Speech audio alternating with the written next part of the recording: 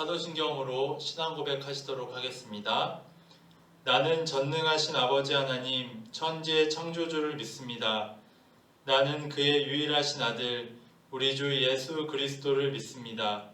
그는 성령으로 잉태되어 동정녀 마리아에게서 나시고 본디오 빌라도에게 고난을 받아 십자가에 못 박혀 죽으시고 장사된 지 사흘 만에 죽은 자 가운데서 다시 살아나셨으며 하늘에 오르시어 전능하신 아버지 하나님 우편에 앉아 계시다가 거기로부터 살아있는 자와 죽은 자를 심판하러 오십니다. 나는 성령을 믿으며 거룩한 공교회와 성도의 교제와 죄를 용서받는 것과 몸의 부활과 영생을 믿습니다. 아멘. 찬송가 212장 부르시도록 하겠습니다.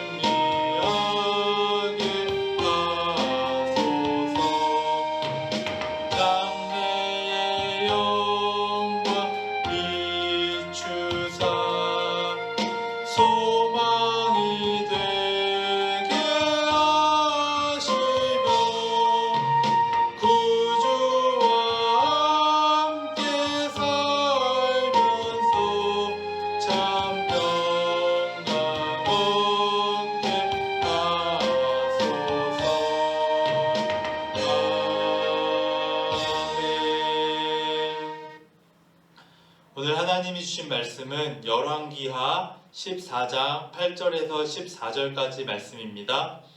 열왕기하 14장 8절에서 14절까지 말씀입니다.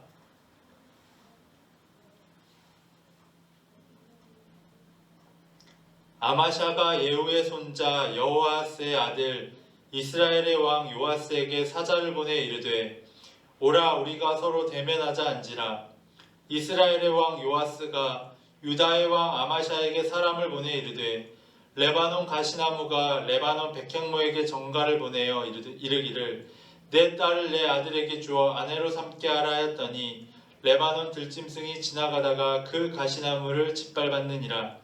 내가 애동을 쳐서 파하였으므로 마음이 교만하였으니 스스로 영광을 삼아 왕궁에나 내 집으로 돌아가라. 어찌하여 화를 자취하여 너와 유다가 함께 망하고자 하느냐 하나 아마샤가 듣지 아니하므로 이스라엘의 왕 요아스가 올라와서 그와 유다의 왕 아마샤가 유다의 벳세메스에서 대면하였더니 유다가 이스라엘 앞에서 패하여 각기 장막으로 도망한지라. 이스라엘 왕 요아스가 벳세메스에서 아하시아의 손자 요아스의 아들 유다 왕 아마샤를 사로잡고 예루살렘에 이르러 예루살렘 성벽을 에브라임 문에서부터 성 모퉁이 문까지 400규빗을 헐고 또 여호와의 성전과 왕궁 곳간에 있는 금은과 모든 기명을 탈취하고 또 사람을 볼모로 잡고서 사마리아로 돌아갔더라. 아멘. 오늘도 주님의 은혜가 가득한 하루 되시기를 바랍니다. 오늘 말씀에는 유다의 왕인 아마샤와 북쪽의 왕인 요아스가 나오게 됩니다. 그런데 오늘 읽은 본문 말씀 앞부분에 보시면 이 아마샤라는 왕은 하나님 보시기에 그래도 꽤 정직하게 행했던 왕이었습니다. 그런데 그가 한 가지 안 한 것이 있었는데 그것이 바로 산당을 제거하지 않았다라는 것입니다. 특별히 왕들 가운데 정직히 행했지만 산당을 제거하지 않았다라는 왕들이 나오게 되죠. 그런데 왜 사람들이 이 산당을 제거하지 못했을까? 학자들이 보았을 때는 여러 의견이 있지만 그 가운데 한 가지 의견은 무엇이냐면 이 산당이라는 것이 어떤 대중적인 장소에만 있는 것이 아니라 각 가정에까지 들어와 있는 그 산당이 널리 퍼져 있었기 때문에, 만연해 있었기 때문에 아마 이스라엘 백성들이 처음에는 그것을 제거하려 했지만 그것이 너무나도 만연해 있다 보니 그것을 그저 내버려 두었다라는 의견이 있습니다. 거기에 어떤 정치적, 사회적 문제가 복합적으로 섞여 들어가서 그 산당을 제거하지 못했을 것이라는 의견들이 있는 것이죠.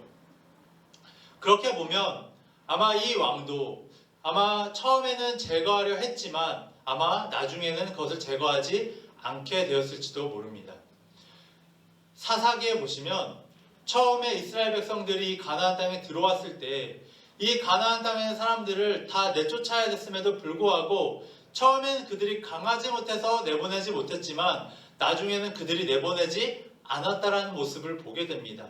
아마 이 산당이라는 것도 처음에 제거하면 제거할 수 있었을지 모르겠지만 그것을 조금씩 내버려두고 놔뒀을 때 나중에는 그것을 그들이 어찌할 수 없는 상태까지 오게 되었고 결국 그 산당을 제거하지 못함으로 말미암아 왕들은 교만하고 타락해졌고 그러므로 인하여 나라가 그 기세가 기울게 되어지는 그런 사태까지 벌어지게 되어졌던 것이죠.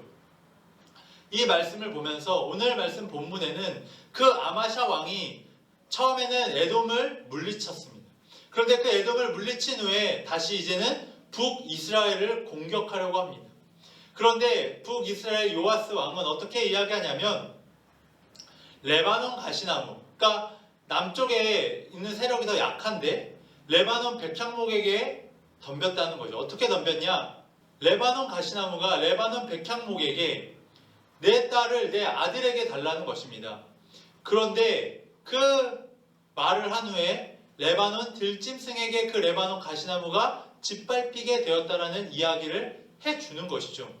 그러면서 아마샤에게 함부로 도전하지 말라고 경고를 한 겁니다. 그런데 아마샤는 그 이야기를 듣지 않고 북이스라엘 요아스를 공격하게 되고 결국 그것으로 말미암아 그가 포로로 잡히는 상황까지 오게 되어졌다는 것입니다. 굳이 하지 않아도 됐을 그 전투를 벌여서 오히려 나라의 모든 것들을 빼앗기는 그런 사태가 벌어지게 된 것이죠. 그렇다면 아마샤가 왜 이렇게 교만해졌을까? 왜 하나님 앞에 정직하게 행했던 왕이 이렇게 교만해졌을까? 그것은 산당을 제거하지 않았던 그에게 안에 있었던 그 숨겨진 죄들을 제거하지 않았기 때문에 그것을 다 뿌리 뽑지 않았기 때문에 결국 그의 본성대로 교만해져서 나라를 망치는 결과까지 나타내게 된 것입니다. 오늘 이 말씀을 보면서 또한 사사기의 말씀을 다시 한번 떠올리시면서 내 안에 있는 산당은 무엇인가 한번 생각해 보셨으면 좋겠습니다. 내 안에 아직 완전히 제거하지 못한 그런 불신앙적인 요소, 미신적인 요소가 있진 않은가 한번 돌이켜 보셨으면 좋겠습니다. 우리의 신앙생활 가운데에서도 우리가 정말 하나님만 바라보고 예수 그리스도만을 바라봐야 하는데 어떤 다른 문화적인 것, 어떤 미신적인 것들이 굉장히 많이 들어와 있는 경우들을 보게 되어지는 것이죠. 그렇다면 혹시 우리가 하나님 앞에 그런 것들을 모르고 지나가진 않았는가 한번 돌아보시고 기도해 보시길 바랍니다. 정말 하나님께서 정말 그 성령의 조명하심으로 말미암아 내 안에 숨겨진 산당들이 없는지, 혹시나 내가 모르고 있었던 산당이 있었음에도 내가 모르고 그냥 지나치고 있었던 삶의 영역들은 없었는가 한번 주님 앞에 기도하시며 나아가시길 바랍니다. 그래서 내가 모르고 있었던 부분들이 있다면 하나님 그 부분을 알려주셔서 내가 그 산당을 제거할 수 있도록 아버지 나에게 힘을 주시고 용기를 허락하여 주시옵소서. 혹시나 내가 알면서도 분명히 이것이 산당임을 알면서도 제거하지 않았던 산당이 있다면 이번 기회를 통하여 하나님 나에게 그 산당을 완전히 제거할 수 있는 마음과 결단을 허락하여 달라고 기도하시면서 나아가시는 모든 성도님들이 되시기를 바랍니다. 처음에는 이것이 무언가 대수롭지 않게 생각할 수 있는 영역일지도 모릅니다.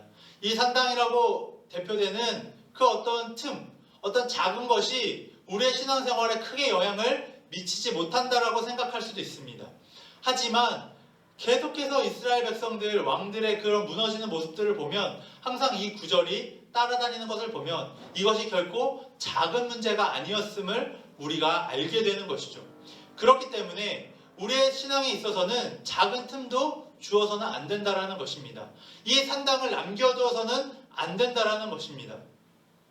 오늘 기도하시면서 이제는 연말이고 또한 우리가 이제 새해를 맞이하게 될 텐데 이번 이 연말 기간 동안 우리가 우리 안에 숨겨진 우리의 삶의 영역에 숨겨진 산당이 없는지를 한번 샅샅이 한번 생각해 보시고 묵상해 보시는 시간이 되시길 바랍니다.